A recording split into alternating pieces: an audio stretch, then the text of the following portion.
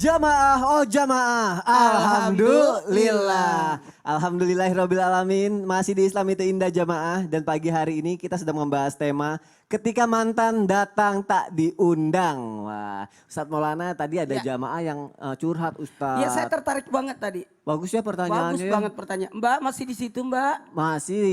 Masih dong. Mbak. Assalamualaikum. Mbak, Iya. oh masih. Iya. Jadi katanya dia punya permasalahan tuh, Ustadz aku ulangin lagi ya. Iya. Jadi sama iparnya terlalu ikut campur urusan rumah tangganya di luar batas lah. Nah dia tuh harus bersikap seperti apa, padahal dia baik-baik aja nih rumah tangganya sebenarnya. Nah dia sama suaminya harus bersikap seperti apa. Nah aku mohon jawabannya Ustadz Maulana. Ya, bismillahirrahmanirrahim. Izin Ustaz Faris dan Ustaz Sam dan semuanya, mohon izin bukan berarti kami ingin ikut campur, tapi kami memberikan sesuai dengan aturannya. Sebenarnya kepala rumah tangga itu adalah suami. Jadi penentu adalah perihal hal ini adalah suami Mbak.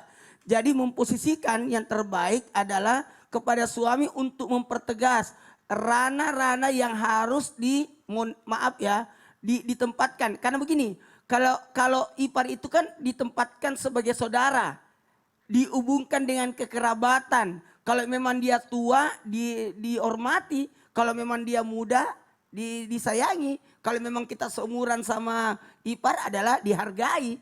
Nah, tapi ingat tetap menjaga jarak. Mbak, saya bisa tanya, Mbak tinggal serumah sama mertua atau pisah? Bisa Pak Ustadz, Sendiri? sama suami. Berdua saja tanpa ada ikut campur yang lain di tempat itu? Iya Pak Ustadz. Nah, kalau begitu sebaiknya suami yang harus bertegas bahwa ini kami, milik kami dan sebagainya. Lalu memberitahukan, karena sosok ipar itu susah untuk kita beritahukan. Yang paling bagus itu adalah saudaranya, lebih aman.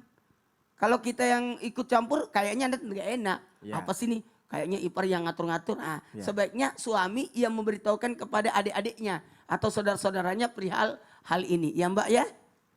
Berarti Justru suami saya Pak Ustadz nggak enakan sama saudaranya sendiri. Makanya dia lebih baik ngikutin aja karena Kalau rasa nggak suami enakannya Mbak terlalu itu besar. mampu, Mbak, lihat Tony Oto. apa itu? Belikan Tommy mobil. Oh, belikan Kalau cuma mobil. persoalan mobil, sebaiknya Mbak ganti kunci rumah. Biar nggak bisa Suami ini. saya nggak enakan sama saudaranya Pak Ustadz. Jangan, tidak ada keenakan ini, inilah membahayakan. Ya. Maaf ya, ada namanya privasi. Privacy ya. Yaitu privasi. Privacy ya. Apa? Bener gak? Ya betul, privacy. Ada privasi nggak boleh dicampurkan termasuk rumah. Rumah itu milik istri loh. Iya, Bukan milik suami. Berarti karena di sini suaminya nggak bisa tegas, mungkin Iya. mbaknya harus ngasih pengertian dulu ke suaminya dulu kali ya Ustadz Iya, ya, biar untuk suaminya lebih tegas memberitahukan. ya. Atau gini, Mbak, saya kasih jawaban kunci. Apa? Kunci jawaban terakhir. Apa Ustadz? Bikin acara silaturahmi diperkuat, jangan jadikan ipar sebagai musuh. Oke, Jadikan Masya partner. Allah. Ya? Satu lagi Mbak, Apa? suaminya suruh curhat di Islam itu indah. Insya Allah terbuka lagi hatinya, Masya Allah. Terima kasih Ustadz Maulana. Iya. Sekali lagi. Baik Mbak, sekali lagi terima kasih untuk waktunya. Terima kasih sudah mau menjadi bagian dari Islam itu indah ya Mbak. Sehat selalu, bahagia selalu. Semoga permasalahan cepat selesai dan selalu dalam lindungan Allah Subhanahu Wa Taala. Assalamualaikum warahmatullahi wabarakatuh.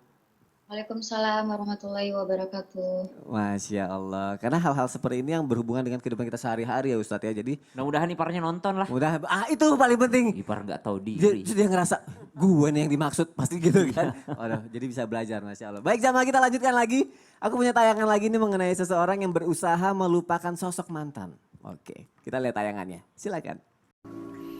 Seandainya kamu merasakan jadi aku sebentar saja, takkan sanggup hatimu terima sakit ini begitu parah.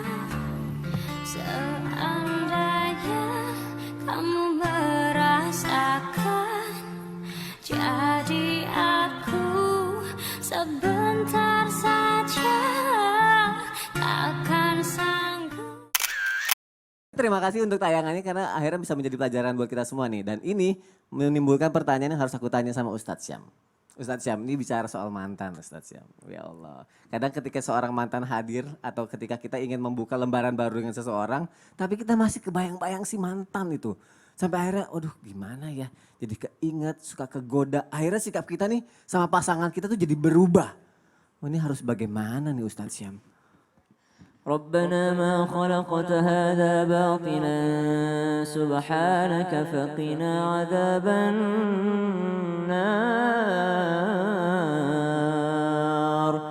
Allah itu subhanak ya, maha suci Allah yang tidak ada menciptakan sesuatu pun yang batil, yang sia-sia. Termasuk memori manusia. Jadi memori manusia itu kan kadang-kala gini, ya Allah bisakah engkau hapuskan memoriku tentang dia? Untuk apa ada memori ini padahal aku udah mau menuju halal, tapi kok kau masih menyimpan memori itu ke dalam otakku ya Allah, ke dalam memoriku ya Allah, bisakah dihapuskan ya Allah? Maka tidak ada yang sia-sia yang Allah ciptakan gitu. Kenapa Allah masih menaruh ingatan itu di dalam otak kita, memori kita, supaya kita mampu mengambil pelajaran dari kesalahan-kesalahan masa lalu. Kemudian kita selalu yang namanya sadar bahwa kita ini hamba, dia adalah Tuhan gitu. Kita tidak punya kuasa atas apapun. Bagaimanapun kita pernah berusaha dengan seseorang, pernah berusaha menyambung suatu hubungan dengan seseorang. Tapi kalau Allah berkehendak lain, Allah tidak mengizinkannya, tidak akan jadi gitu. Maka dari itu Rabbana ma khalaqta hadza batila subhanak. Itulah juga hikmahnya Allah menciptakan lupa gitu. Kadangkala ada anak-anak mengatakan yang lagi menghafal Al-Quran, ya Allah kenapa kok susah banget hafalnya gitu. Kenapa sih Allah harus menciptakan lupa ini. Nah lupa itu Anda butuhkan kalau sudah dalam keadaan terdesak seperti ini. Udah mau nikah keinget mantan. Maka dia mengatakan ya Allah kenapa engkau tidak memberikan lupa padaku. Maka itulah Allah menciptakan segala sesuatu dengan segala hikmahnya. Maka kalau dikatakan kalau teringat maka ya udahlah karena udah menjadi memori gitu. Kalau teringat saja. Yang penting ingatan ini tidak membuka pintu-pintu syaitan untuk masuk kembali. Karena syaitan menggoda dari depan, kanan, kiri, belakang. Jadi jangan sampai ingatan ini, memori ini membukakan pintu syaitan sehingga ada yang namanya. Karena kan orang mau halal itu kan selalu ada yang menghalangi gitu. Ibadah terpanjang, ibadah terlama yaitu menikah. Dengan menikah maka syaitan itu akan selalu datang untuk menghalangi, termasuk membuat kita mengingat kenangan-kenangan yang tidak mau kita ingat. Bukankah kalau lagi adzan Allahu Akbar, syaitan lari sambil terkentut-kentut. Tapi pas orang berdiri hendak melaksanakan sholat, syaitan datang kembali mengingatkan apapun yang tidak mau dia ingat gitu. Itu pas lagi mau sholat, ibadah yang cuma kita kerjakan 5 menit. Apalagi ibadah yang kita kerjakan seumur hidup. Syaitan pasti datang untuk membisikkannya. Memori-memori yang bisa untuk membuatnya tidak khusyuk melaksanakan ibadah tersebut. Maka fitrah manusia mengingat kenangan-kenangan. Itu sudah fitrah otak manusia, memori manusia. Namun jangan sampai membuatnya membuka pintu-pintu syaitan. Bagaimana caranya? Berdoa sama Allah Subhanahu wa taala. Allahumma arinal haqqa haqqa warzuqna ittiba'ah wa arinal batila batila warzuqna jatinaba. Ya Allah, tunjukkan padaku kalau benar ya Allah dan bantu aku untuk mengikutinya. Tapi kalau buruk ya Allah, bantu aku untuk menjauhinya. Karena banyak orang udah tahu buruk tapi nggak bisa menjauh. Banyak orang udah tahu ini jalan yang salah tapi tetap aja masuk ke dalamnya. Udah tahu kalau saya ketemu sama dia pasti maksiat. Kalau saya ketemu lagi sama mantan pasti maksiat. Pasti maksiat. Tapi tetap aja kalau dihubungi, ketemu nggak malam ini? Ya udah deh. Labil. Ya udah deh kalau cuma 10 menit doang, 5 menit. Aduh. Tapi itu sudah membuka pintu-pintu syaitan untuk masuk. Maka disinilah berperan yang namanya kita sebagai hamba tidak punya apa-apa, maka lakukan istikharah. Istikharah itu kan bukan hanya untuk menentukan pilihan, tapi ada pilihan supaya kita diyakinkan hatinya ke sana, supaya tidak lagi memikirkan kenangan-kenangan masa lalu. Biarlah itu tersimpan di otak kita, di akal kita, di memori kita, tapi jangan simpan di hati kita. Masya Allah, tadi seperti yang Ustadz saya bilang kalau otak kan memang fitrahnya untuk mengingat. Kalau zaman sekarang emang anak sekarang bilangnya begini, gimana mau move on? Orang kita dari SD sampai kuliah diajarinya mengingat dan menghafal bukan melupakan. Iya. Nggak les aja belok. Keren. Tapi tetap memang harus balik lagi ya. Jangan sampai ada kasih kesempatan untuk ruang setan Celah, ada di situ, iya. celah untuk setan ada di situ ya. Dan kita tahu batasannya lagi itu ya Ustadz ya. Iya. Masya Allah. Terima kasih Ustadz Syam untuk Sama-sama. penjelasannya. Ini sangat bermakna sekali untuk kita dan untuk jamaah yang ada di rumah. Kalau kita memang harus tahu batasannya. Kalau kira-kira udah aduh arahnya udah gak enak. Ayo kita belajar untuk menahan diri. Masya Allah. Baik jamaah, aku punya artikel nih sekarang nih. Minta uang nafkah. Anak dan mantan istri malah dilaporkan ke polisi. Nih. Rencana ingin meminta uang nafkah, AS-19 malah mendapat makian dan dilaporkan ke Polsek Pamulang oleh ayah kandung beserta ibu tirinya. Tak hanya AS, Y, ibu kandungnya pun ikut dilaporkan lantaran membela dirinya. Wanita 42 tahun itu mengatakan kedatangan anaknya ke rumah ayah kandungnya tersebut untuk meminta nafkah. Karena setelah berpisah dengan dirinya pada 2015 silam, ketiga anaknya jarang diberi nafkah oleh ayahnya. Baik, ini bisa jadi pelajaran buat kita karena tadi di awal Ustadz Maulana sudah menyinggung sedikit mengenai nafkah. Dan alhamdulillah ada lagi artikel ini, aku harus tanya sama Ustadz Faris sekarang. Mengenai nafkah, mungkin tadinya niatnya seorang istri ini pengen menafkahi anaknya. Tapi mungkin tidak mampu, akhirnya meminta bantuan lagi sama mantan suaminya itu. Ternyata malah dilaporkan lagi ke polisi.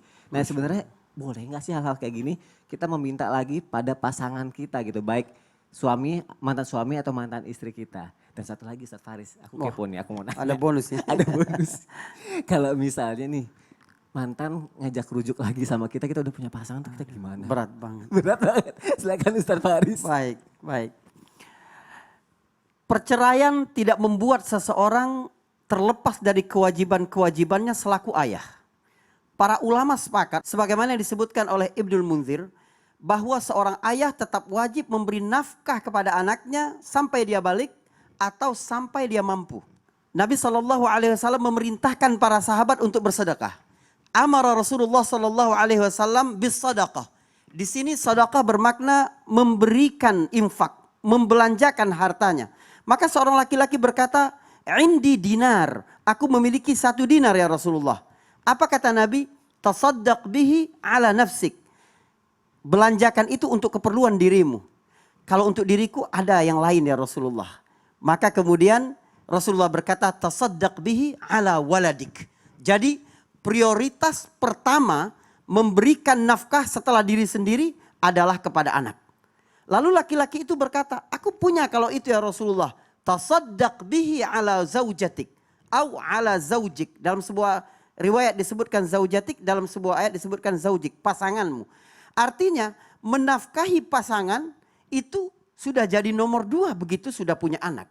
Tetapi para ulama memberi syarat anaknya itu masih kecil atau memang tidak mampu. Karena itu misalnya ada ulama yang menyampaikan jika anaknya gila, tidak memiliki akal sehat, atau lumpuh, atau belum bisa mencari rizki secara sendiri, maka tetap kewajiban orang tua untuk memberi nafkah. Karena itu banyak sekali dosa setelah perceraian adalah seseorang menghalangi suaminya untuk berhubungan dengan anak-anaknya yang lama. Na'udzubillah min zalik. Jangan menjadi sebab seseorang melakukan dosa besar, yaitu dosa silaturahim.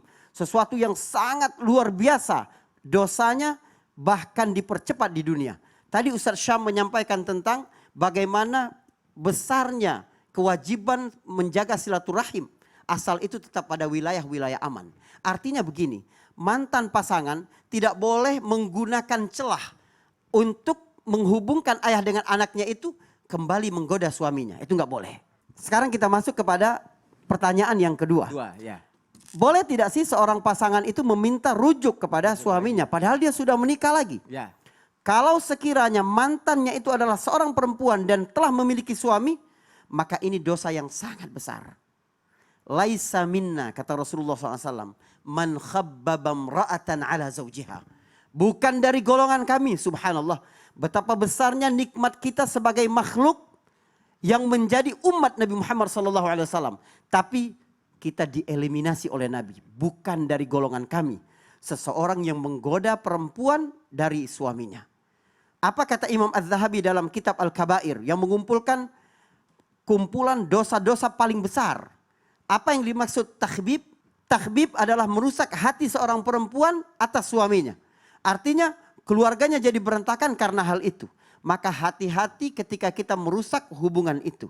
Saudaraku, rumah tangga ini suatu yang sangat terhormat. Maka kita harus menghormati keluarga orang lain. Tadi pertanyaan penonton melalui Skype yang dijawab oleh Ustadz Maulana tadi kan bagus sekali. Bahwa seseorang harus selalu bekerja. Bahwa seseorang harus selalu memperhatikan bagaimana kehormatan dirinya dan kehormatan orang lain. Itu hak seorang muslim. Bagaimana kehormatannya dijaga oleh saudaranya. Tetapi kalau yang datang itu adalah perempuan. walaupun mantan suaminya bisa menikahinya kembali, maka ini juga bermasalah secara akhlak. Karena datang untuk meminta kepada seorang laki-laki kembali kepadanya, terkadang tidak memperhatikan kehormatan seorang perempuan. Jangan sampai begitu.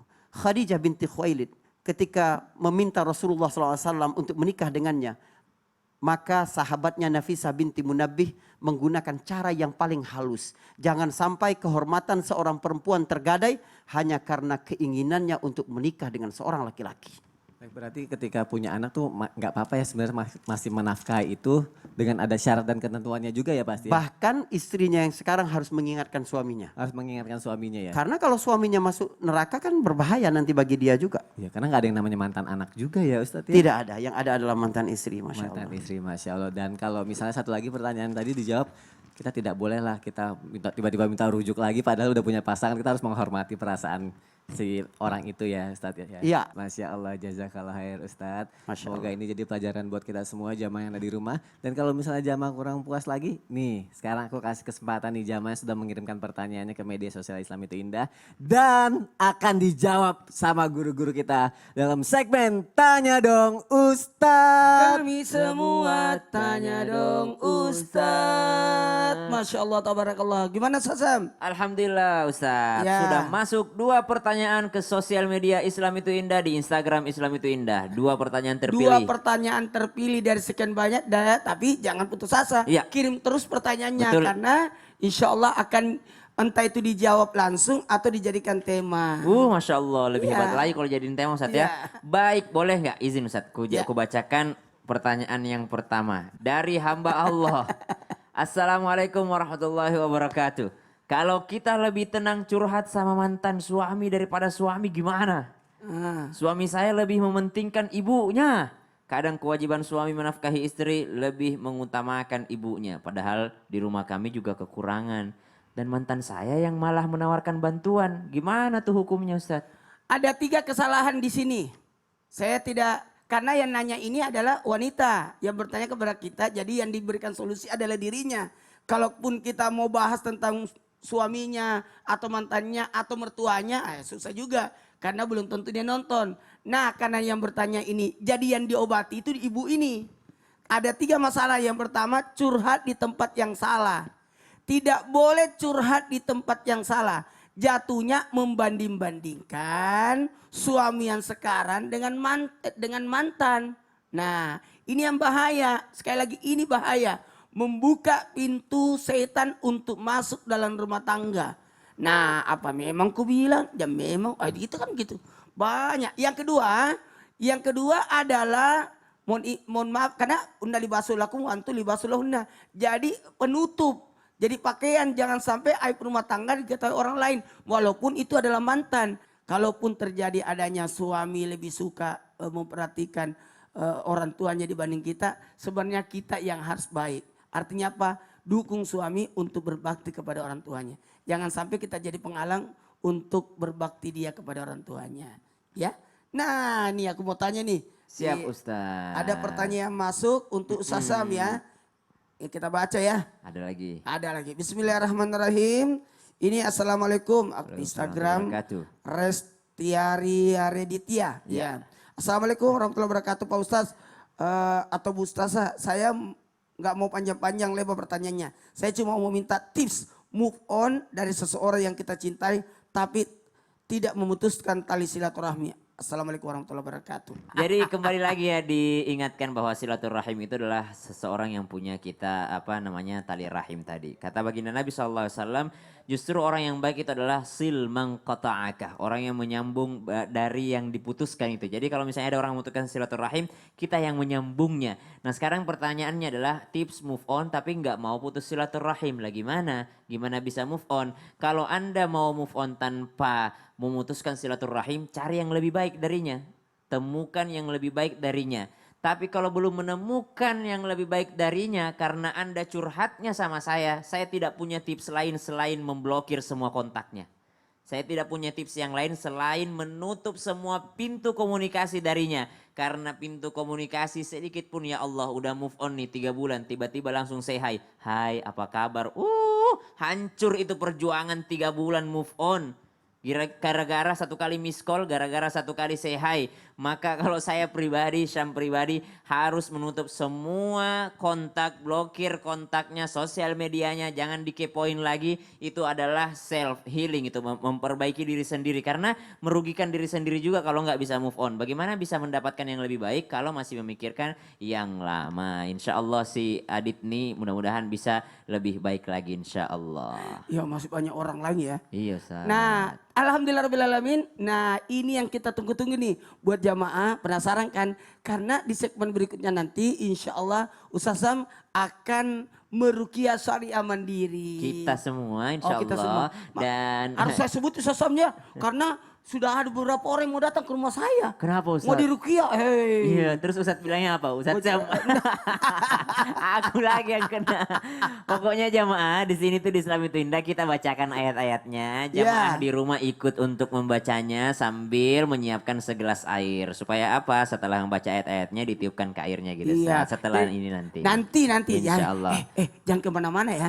Karena ini ada sesuatu yang menarik. Kita akan temukan jawabannya di akhir segmen Islam itu Indah. Jadi jangan pindah-pindah channel. Tetap di Islam itu Indah. Jamaah, Oh oh jamaah. jamaah. Alhamdulillah. Wah, jadi